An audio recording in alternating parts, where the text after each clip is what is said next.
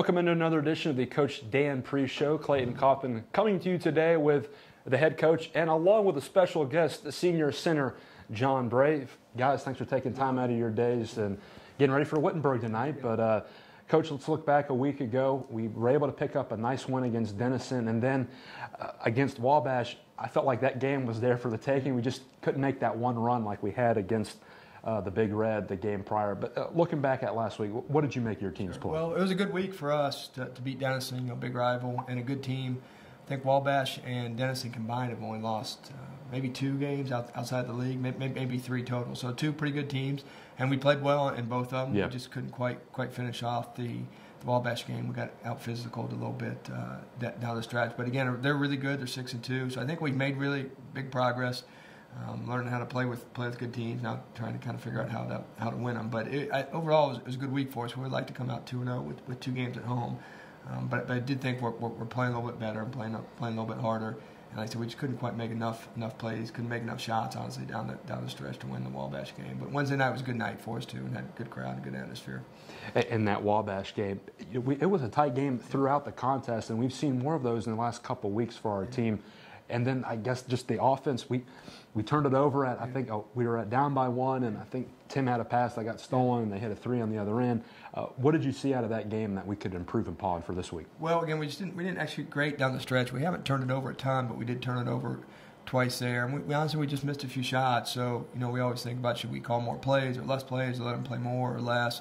So just trying to figure out how to give the guys enough freedom down the stretch. And, at the end of the day, sometimes you have a couple of shots, you make them or miss them, and for them the same. And they hit a couple of them, and we had a couple open looks and missed them. So we tried to work on what we need to do and who needs to have the ball kind of down the stretch. John, we'll go to you now. This year it seems like we've had some really good consistent play on the outside, but it's not always matched with play on the inside. It's kind of one of those, which game are we going to get of, is Tim going to hit 5 trays, or are we going to get you and Brian doing a really good job in the paint? What do you make of that, and how do we form that combination of where teams don't know where we're going to attack? Right. I think one of the things is that a lot of teams started keying on Tim now, since he was scoring really well at the beginning of the year. So that is coming off the pick and rolls. They're kind of doubling him or trapping him a little more than they did before, and that leaves Comey and I open for layups and easy shots down low. So I think now that teams see that Comey and I are able to make those shots, maybe they'll start giving Tim a little more freedom, so he'll be able to hit his pull-ups, he'll be able to get to the rim and get fouled. So I think now it'll start to be a more consistent scoring effort from all 3 of us. And it's like you and Brian the last few games seem to have been a pretty good tandem underneath. I think Brian has averaged like 10 and 8 the last few games, and then you're in there in the mix. What do you guys need to do to you don't want to say, oh, we're the Twin Towers of Tim Duncan or David Robinson, right. But you know what I mean. Where do we go from here? Being successful in the paint. From here, I think we both have to start being a little more physical, down low in the paint. A lot of the guys in our section, they're kind of like football players that are playing basketball. And Comey and I aren't really to that mold, but we kind of have to try to play more like that at certain times, especially against teams like Wabash and maybe tonight against Wittenberg. Okay. So I think if we can be more physical, that'll help us a lot. Gotcha. We'll go back to Coach Priest now. Alexander Powell, the freshman from South Carolina, has really, you've inserted him into the lineup he's been in there, I think, the last 10 games or so, and he's just played within the flow of the offense, has a nice shooting stroke, and seems to be doing a lot of the little things to be successful. What have you made of Alexander's play? Yeah, he's had a great year. I'm not really surprised. When we put him in the starting lineup, it's a lot of pressure on a freshman. Yeah. But he's responded. I don't know if he's going to be able to duplicate Saturday, every single night out. But he just keeps getting better. And then Bennett Griggle behind him has played really been a tandem number of guys there at the 3, playing 2 freshmen at the 3. And Bennett played really well Wednesday night. Alexander didn't play as well. Alexander played obviously really, really good Saturday, and Bennett didn't play as well. So between the 2 of them, we have a really good combination. But Alexander, he's a really good player, really smooth, really confident. I think he's going to keep getting better. He's a really big recruit for us, and he's got a really bright future.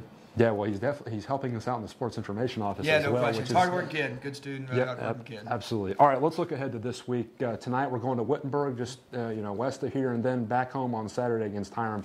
What are you expecting out of those two Well, games? tonight closes out the first round of the conference for us, so this will be the end of 9 games. We played 4 at home and 5 on the road, so it kind of gets us to the midway point.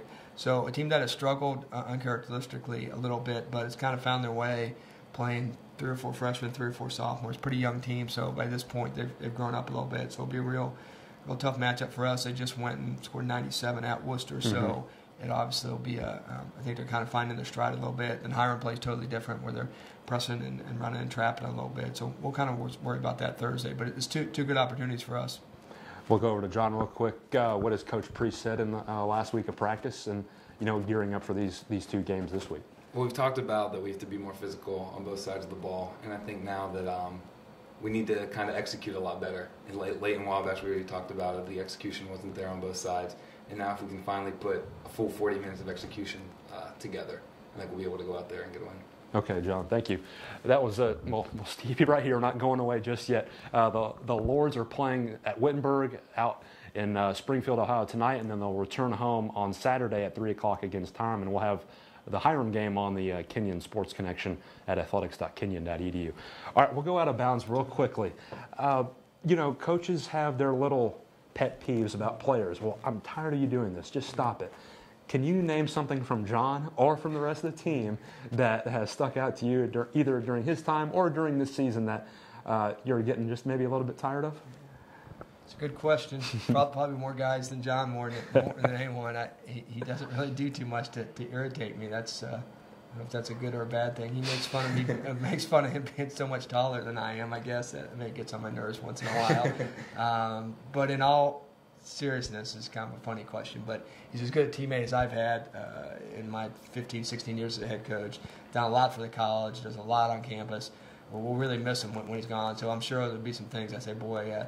I'm glad that's not here anymore because it bothered me or this and that, but not very many. He's been a really, really good teammate and done a lot for the college. So we have kind of a unique relationship that we can kind of get on each other a little bit about a few small things here and there. A few too many pump fakes once in a while. We can just shoot it up there. Like I said, it makes fun of him being about a 1.5 foot taller than me. But other than that, I don't really too many complaints about him. So. All right, John, anything about Coach Priest that you'd like to let on to the fans? The one thing that's a little annoying, so sometimes before practice, Coach will come in and he'll challenge people to like a free throw competition. And it's just like kind of annoying that he thinks he can beat me. Because I know every time it's just like, whap, whap, whap. Make them all. Coach goes up, shoots a few, he'll miss 1 or 2. Then I'll go again, I'll miss 1 or 2. He'll make 3 in a row. And all of a sudden the game's over and he won. Just walks away like he won after 2 rounds where we tied.